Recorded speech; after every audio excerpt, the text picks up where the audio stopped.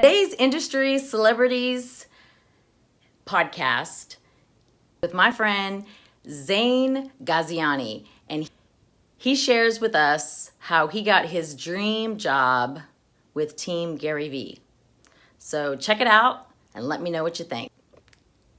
Hello, I have my guest today, my friend Zain. Hey.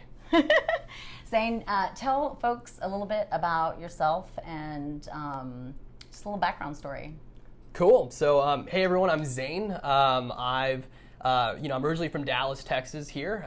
So originally from Garland, if you're from Dallas. And, I graduated from one of the universities here, University of Texas at Dallas in late 2013 and moved out to California shortly after that for my first job out of college. I was with Amazon.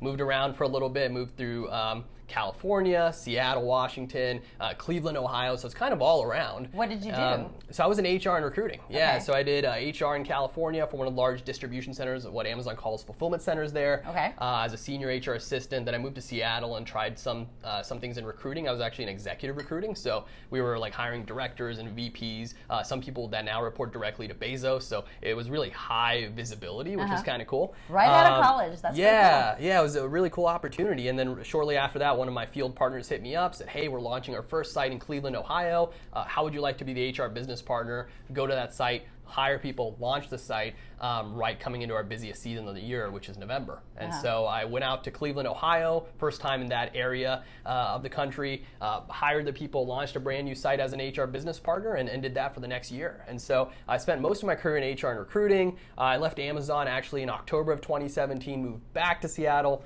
joined another company called Geocaching HQ, which is a really small gaming company. It's about 80 people, so very different.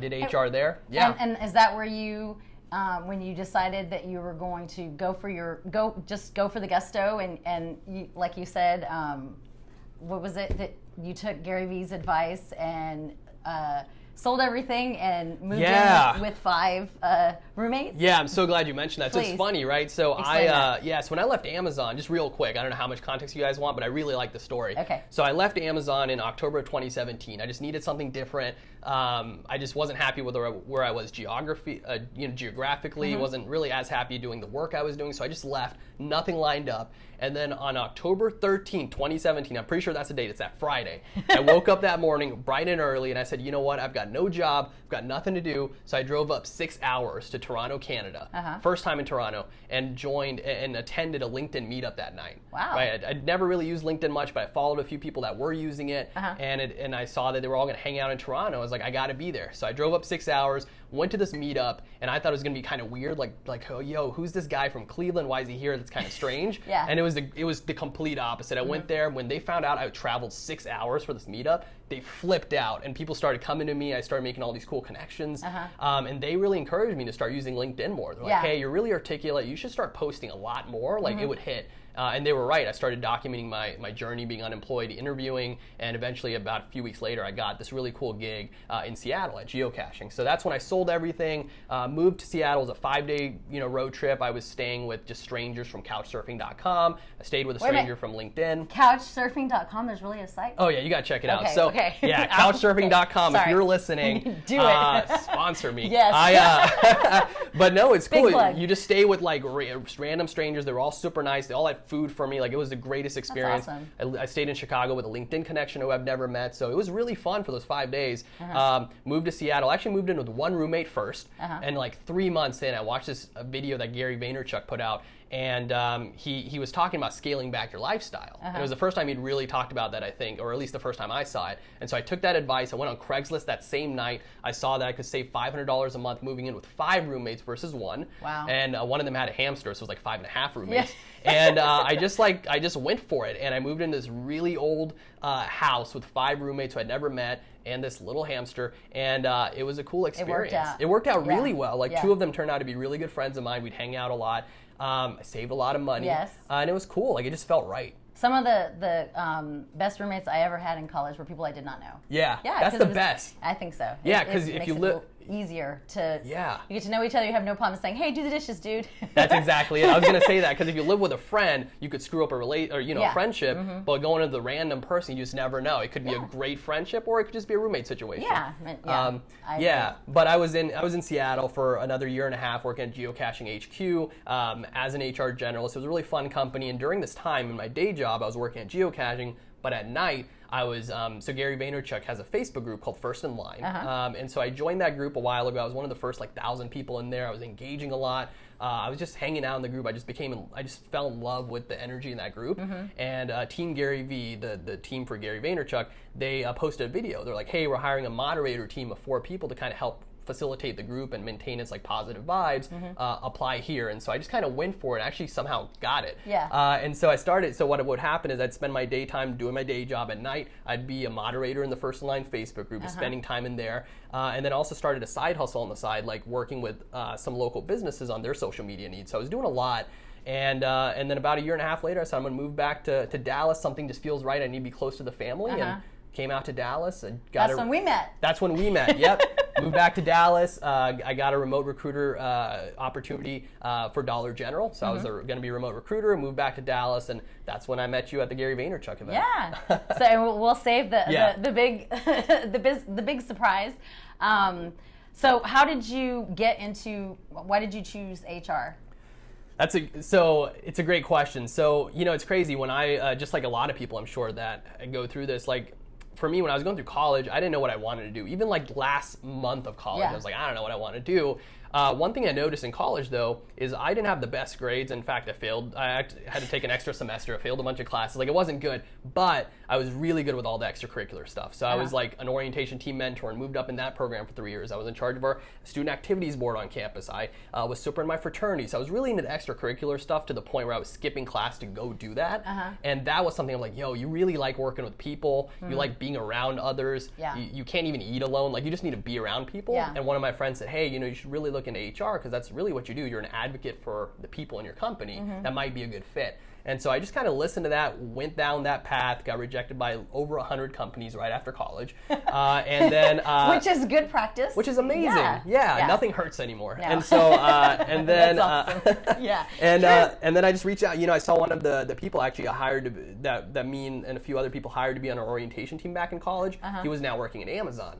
And so I saw there was an opportunity for an HR position at Amazon. It was like a new grad program type of thing. I just reached out to him and said, hey, I know it's been a while. I've got my resume here. I'm desperately trying to do something. Amazon sounds cool. Can you just get this to the recruiter? And he did. And 2 days later, I had a phone call, and we went from there. That's awesome. Yeah, that's awesome. Networking. It is. I tell my niece, and my nephews all the time. It's not about what you know. It's about who you know and the relationships that you build through your life. In general, I have my degree and nobody's ever asked. Nobody's ever asked to see my transcripts. It took me 7 years, but hey, and I didn't know what I wanted to do either. You just kind of, you went with it, and that's a great. Definitely. It sounded interesting, and I said, cool. Why not? Yeah, why not? I'm already getting rejected. Let's try it out. And it just really worked out. I fell in love with being around the people, really being an advocate and a champion for them, and I like so many things about it, and recruiting, which is kind of in that. Connected to it too in many ways. I really like that as well. So that answers the next question about why do you enjoy what you do? Sure.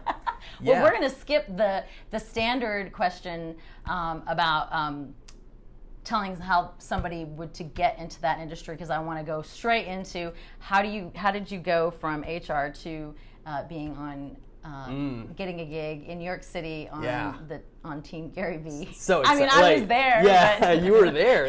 It's crazy. I literally so what is it? August? No, we're in July. Yes. It's been 4 months since this happened, March, and I still right? can't. Yeah, it happened in March 22nd, and I still freak out. It's been over 4 months and it still feels unreal. And so just for those who want the context and the story. So I just moved back to Dallas after 5 years of moving around the country doing whatever. And I come back to Dallas. I'm ready. I'm a remote recruiter for Dollar General. This is where I'm going to settle down, have like 18 kids. And and I moved back to Dallas, and right away, like I think the next day, I saw that Gary Vaynerchuk was going to be speaking here in Dallas at an event. It was a wholesaling event.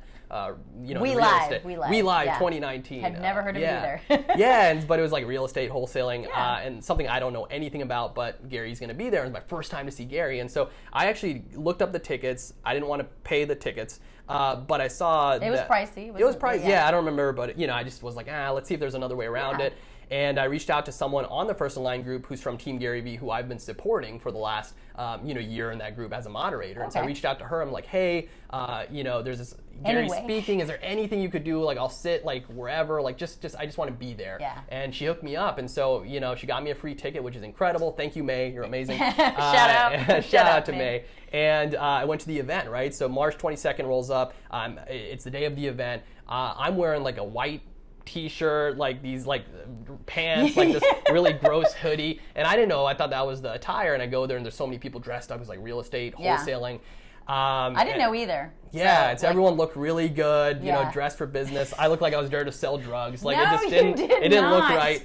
But it was fun. And so Gary, I looked up the agenda, I'm sure as you did, and Gary's going on at 3:00. Yeah. And so I'm just doing different activities at different did you go to the different sessions? Yeah. You went ahead and made the most out of all of it. Yeah, I was like, I'm already here, might as well network. Just maybe I'll learn about wholesaling. Yeah, like who knows? And absolutely. so I was at different events. Meeting people. And then Phil Casper, one of my buddies, he was on Instagram with me. We were talking back and forth about Gary, and he tagged me, I believe, on one of your posts because you were at the event. Yes. And that's how you and I connected at the event. Yeah. Look, let me tell you, I have never. When I DM'd, I had never done that before. Like I'd never met, so I had never met somebody on Instagram because oh sure, I had just gotten back to doing Instagram that was just for my own personal use, not for work use. Yeah. And so I was still kind of new to that whole, just avenue. And so answering people, but meeting up. But I know lots of friends who meet up with their friends from Instagram because it's the community. So I was like, come over here. I'll meet you, at whatever the booth. One of the booths. Different booths. So and so that's when we met up and we started hanging out because everyone else was like having like really expensive lunch and I didn't want that. So we were like walking around. And I had been to that. So it was at the Anatole, just for the apartment industry folks. I had been to, I'd say, at least 10 conferences there. So I knew the whole layout because being in the apartment industry, they used to have several, it was called the OpTech, and it'll actually be back there again this year. So that's why I was like, hey, let's go walk around because I just have this feeling and I think we could go over here, go left, go right, because I knew the whole layout. He's got to come in from somehow. No, and to your credit, you were actually like talking about it verbally. You were like, yo, if we do this right, we might be able to see him. I was like, all right, we're not going to see Gary. He's 3 hours away. It was like noon. And because he was in California that day. Yeah, exactly. He was flying in. And so I was like, there's no way Gary's going to be here 3 hours early. If he does, he's going to come from like the vents. Like he's not going to like be here. And sure enough, we were in the lobby right by the front door. And I remember I was looking at my phone at something and I heard you go, like you gasped. And I thought you like choked on something. So I look at you first. And then I see you looking up. So I look at, because I'm like, it's Gary! And it's Gary. And Gary's walking in. There's like no one with him. He's just walking in solo. He's on the phone. Yes. Right? And you and I are freaking out. Like, I'm crying. Like, I'm like pointing at my shoes. Like, I'm panicking. And you're doing the same. Yeah. I'm hyperventilating. And Gary obviously sees us. And so he like points at us. If you remember, he's like, follow me. Yeah. And so you and I are like following him like we're like his security guards. Right? We're like these really terrible bouncers. And we're following, like, we're like a foot away from Gary.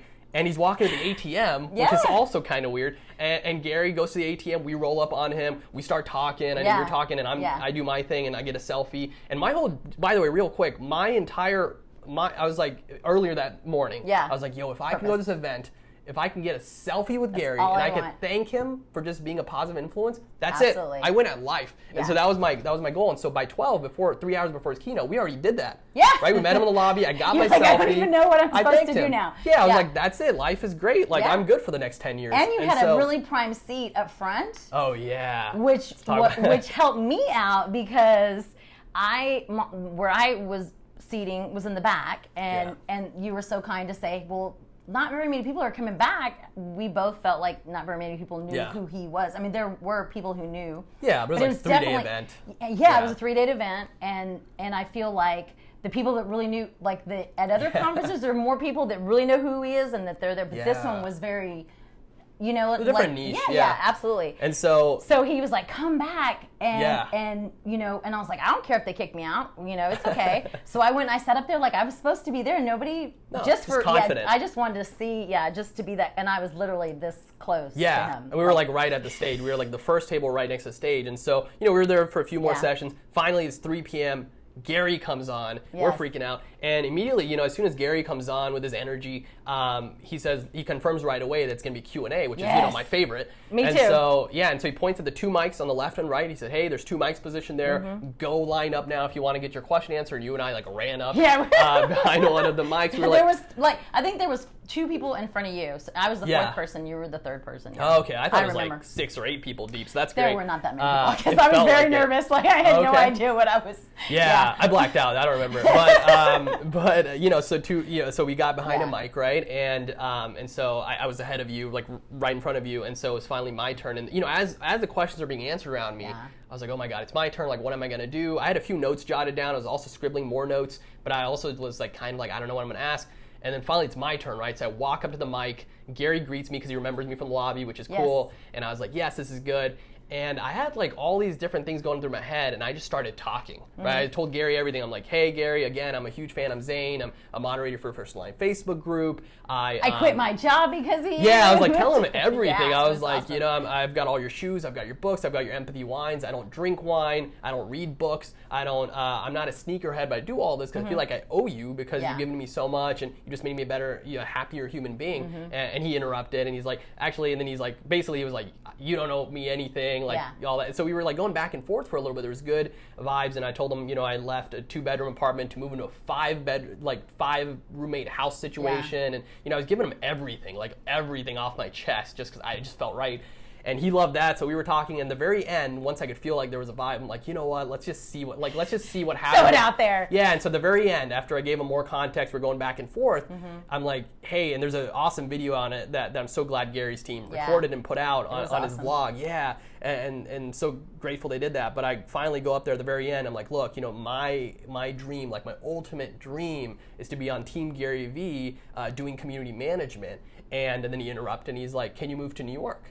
And I'm like, yes. And he's like, done. Great, you're hired. Let's do it. No, he said, great, let's do it. And the place went wild. I started freaking out. I couldn't believe it. Yeah, like there was like 3 veins on my head out of nowhere. Like it was crazy. And then, and Gary's like screaming, like the whole place went nuts. And there was a bell at the event, so I went up there, rang the bell, and freaked out. And it was the greatest like moment ever. So much energy. And so after that, sure enough, Gary's like, you know, email me. And so that same night, I emailed him. Next morning, Tyler, his assistant, was on the email, and the next week, I had calls with a few people on the team, and they were super flexible and nice. I told them I just moved back to Dallas, and they gave me as much time as I wanted to spend in Dallas before I moved to New York. And so I'm actually moving to New York to work with them next month. I start there on August 19th. Wow. Yeah. Isn't that crazy? Yeah. It is. It's so crazy. And then, of course, you had a chance to speak I had home, a chance. Cool. Yeah, but it was kind of hard to follow that up, you know? It was like, darn. And believe me, if I was in my 30s, I probably would have asked, can I go too? But, you know, since I'm not in my 30s anymore. That's funny. It's definitely not something that I can do now, but I know that in my 30s, I tell my niece and my nephew all the time, like, do what you want to, like try different things. Like, you know, I didn't know you had moved around, that you had lived in Cleveland. So that's like, you know, the fact that you take that, those leaps of faith, because you don't know until you ask. You know, you don't know until they tell you no. You know, what's the worst that would have happened? Correct. Right? He could have said, sorry, we're full, but get back to me in 6 months. Yeah. That'd be great. Yeah. And now you're moving to New York. So that's awesome. Yeah, I'm all over the place, but I'm so excited. Like, for real, like, this is going to be just the coolest. So I'm going to be there as a resident. I think it's like their internship program, right? Okay. So it's like a 6-month internship as a resident on that team. I'll be trying out a few different things. I'll have, you know, I'm sure some really awesome projects that we're already talking about, I'm excited about. And then from there, we'll see, you know, at the end of 6 months, if there's a cool opportunity, great. If not, awesome. I still got to network and do so many great things. 100%. I'm so excited. Good for you. Yeah. Well, that's a good segue into the one standing question that is all about industry celebrities. Which would you tell your younger self? Oh, man, that's a good question. I'd say don't, Because I have like several right now. Yeah, I've got so many. So, look, I would look back at my younger self and say, like, say yes to any opportunity that sounds exciting, because you just never know what it's going to be. I started doing that. I never had a problem doing that. I would still reiterate it to my younger self. I think the biggest thing looking back at my life that maybe I struggled when I was younger would be like, just don't be too hard on yourself. Yeah. Because what would happen is growing up, I was really good friends with like the valedictorians, like really smart people. Like they were like my buddies, and they were like rank 1 through 12 in the school, and it was like rank 58. I'm like, damn it, like, but I think I'd look back and say, hey, don't be too hard on yourself. Like do the best you can, and also whatever you really, really, really like doing, just go all in on that. Yeah. Which for me at the time was writing. Yeah. And so that's what I did. So. That's good. That's good advice. Yeah. Not being hard on you. I still feel that comes with age. Not so being, we're always beating ourselves up, like because we want to do things better, we want to do things perfect, but nobody's perfect. It took a long time for me to realize that nobody's perfect. Lots of expectations too, and there's like absolutely. Rankings in school, which doesn't make it easy. There's just so much pressure when you're younger. Yeah, I was awful at school, but I was a B student, but like college, I only did because it was important to my mom. Yeah, so, I feel you. Yeah, so that if I could go back, I would say no college. But, it is what it is. I wanted to be a fly girl, and she said there was no money in that. So. Fly girl? Yeah, you know Jennifer Lopez? Oh, got it. Living Color? Yeah. She was a fly girl. Gotcha. Before she became big. But there was no money in dance, apparently, back then. I mean, now there is. Now there's money in like everything. Yeah. Cool. So tell folks how they can get a hold of you if they want to connect with you. Yeah, so I'm really active on Instagram and LinkedIn. So if you're on LinkedIn, just my first name, last name, Zain Gaziani, you'll find me through that. Come say hi, I'd love to talk to you. And then also Instagram, zain.gaziani. I appreciate you sitting down with me and having this conversation. And I can't consistently say that this will be on live, but I'm working on it. But I do regularly post to YouTube, iTunes, why can't I think of SoundCloud, and all those other places that you listen to podcasts. So if you would like to listen to the podcast, go and subscribe. If Zain's advice really, somebody could use it, please send it to your friends. And until next week, thanks. Sharing is caring. Bye, guys. Yeah. Thanks, Zain. Yeah, thank you.